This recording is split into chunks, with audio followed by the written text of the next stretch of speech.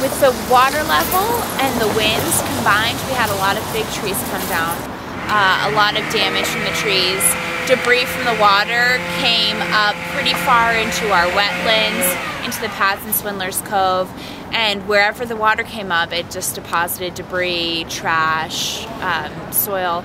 A lot of our plants fell over because of the water weight, and then a lot of our big trees have damaged limbs, or just a bunch of our large trees, the aspens, came down completely. And that's just in the Cove. In Highbridge, which I haven't been there yet, I've heard the damage is even more extensive.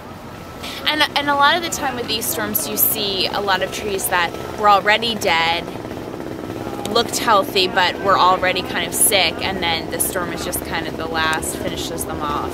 So that's how a lot of big trees come down. One thing that has been good for the park is that this is the time of year when a lot of native trees are losing their leaves, but a lot of invasive trees, which we deal with a lot, Norway maples in particular, hold on to their leaves a little bit later into the season, so they were more vulnerable through the storm. So in a lot of ways, you know, the storm actually brought down some of the large invasive trees, which we haven't been able to take down ourselves, and they'll pave the way for some new native trees to come up. So in a way, it's good. The Parks Department hasn't officially opened these parks because they're not safe, and of course people's personal safety always comes first.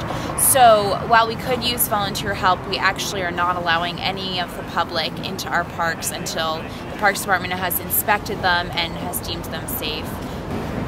So right now it's pretty much up to our staff, who are putting in a lot of hours. The crews were here, they were helping out Wednesday, Thursday, Friday into this week. We used vehicles as well to get to a lot of our gardens, so we've also been dealing with like gas shortages and trying to be really sensitive about where we use our vehicles. These sort of extreme weather events could become more frequent with global warming, so it's something to keep in mind, and we want to be sensitive to how we respond to them. But the park's recuperating. Nature will take its course and recuperate. So we're just going to do our part to make sure the conditions are safe for people to come into, and we'll let nature do the rest of the work.